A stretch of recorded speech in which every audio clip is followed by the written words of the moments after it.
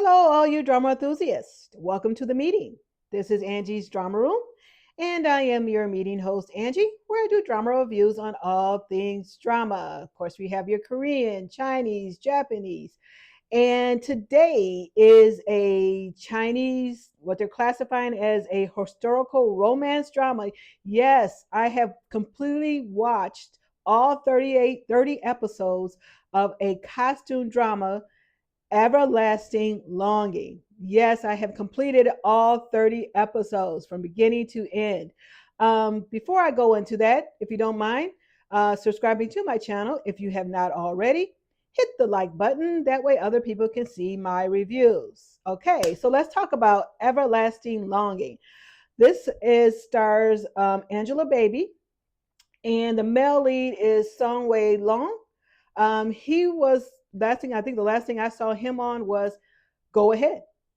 And Angela Baby, she's been on a lot of other things, and most people don't would not have liked this one. And I kind of was trying to figure out, why did I watch all 30 episodes of this one where other costume dramas I just don't cannot get through it. And with Everlasting Long, it's an idol drama. Basically, it's straightforward idol drama. There's no sensationalizing each episode. There's no filler dialogue that just stretches on forever for no purpose reason. It is straightforward, and I think that's the reason why I did enjoy it. And it focused 100% on our male and female lead. Most costume dramas, you're either getting the female lead and getting her side of the story, they throw in the male lead and get in his side of the story. So now you're splitting your mind trying to figure out, okay, now I got this side of the story, this side of the story, and each side has their own person they have to battle. So here we have it where our female lead here, Qi Luo, and she is a merchant. So she does a lot of fabrics and making of fabrics, and she has this huge merchant um, store within her country, within her region of the current province where she lived. And but in disguise, in order to do trade, she disguises herself as her illegitimate brother, which there's no illegitimate brother. It's just that because she was a woman, there's no women that does these things. So she had to disguise herself as the male heir to the family. So that's kind of how it happened. She goes and tries to sell this trade. In the middle of this, the bandits come in and try to steal her stuff. Then here comes our male lead, Xi Li. Here comes our male lead, who is a, I guess he's a general. I'm not quite sure if he was or not, but his family was the king of this country, and he comes in and disrupts everything, and everybody's just flying everybody's stabbing, knifing, and everything else. And so she's trying to figure out, he's trying to figure out what was going on, who was really the bad person in this whole thing. And come to find out, there was weapons hidden under her garments that she was trying to trade. Then he ends up kidnapping her. And yes, in the first episode, this was all going on in the first episode. And yes, it was bad CGI. Yes, it was terrible. But however, we kind of still had to get over that part. It was what it was. And yes, even their wig game was off too. But it's an idol drama, and maybe the budget wasn't there at the first couple of episodes, because it got better later on, or I just got used to it. But yes, it was some bad CGI in there. So she runs through the desert. Somehow she ends up in a desert. First, we were in the countryside. Then, maybe no further than a mile or so later, she ends up in the desert. Our male lead, Xi Li, he shows up and tries to capture her. Basically, he did.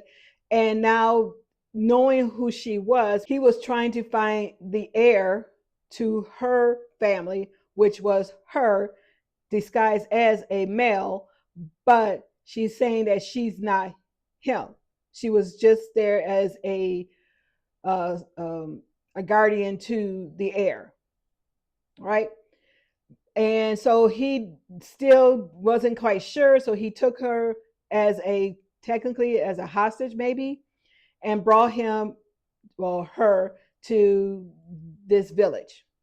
And so from there on, this is how they started their relationship because now she needs to find this crystal, black crystal, and he needs to find the heir to her family, which was her. But she was still dressed as a man, right? Come to find out, he ended up then finding out that she was a woman, okay?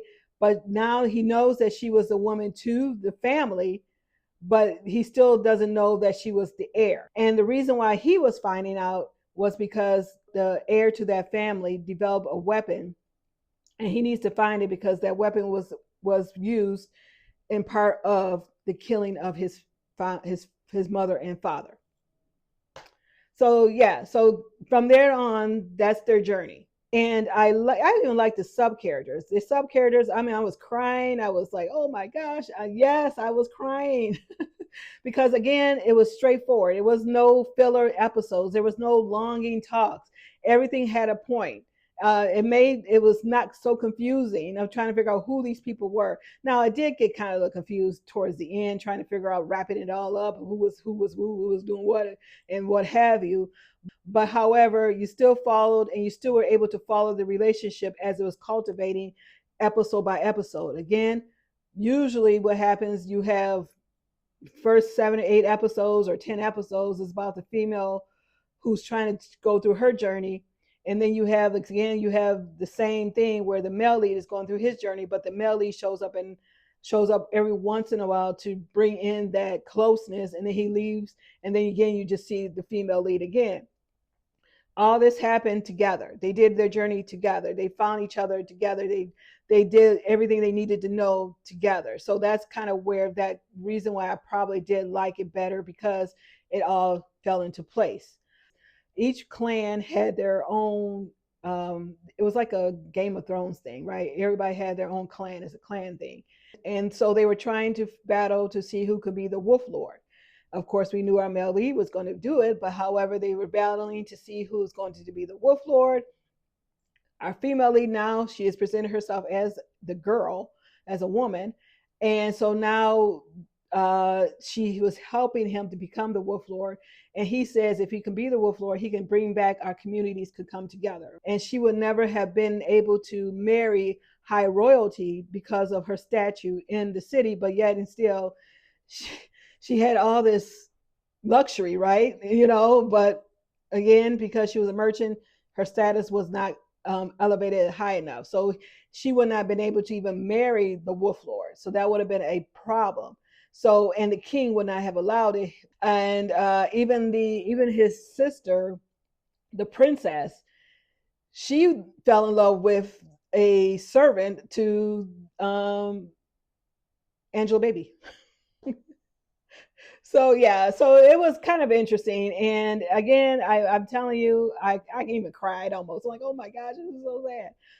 But when they did finally to get together, the relationship, I mean, it was really good, and I did enjoy it. And again, it's not going to be like the Double, Blossom, or any other ones that you may have enjoyed watching. It's nothing like it.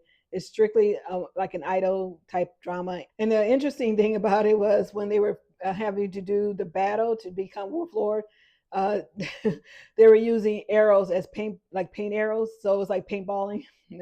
So that was kind of cute. Tell me what you think. If you watch Everlasting Longing, did you enjoy Everlasting Longing like I did, or did you find it fell short? Leave a comment. Let's open with discussion on this one. Um, Again, if you have not already subscribed to my channel, please subscribe to my channel. I appreciate all the subscriptions I get. A lot of people tuned in, but you have yet to subscribe. And also hit that like button and let other people can see my reviews. Thank you for joining me. Meeting adjourned.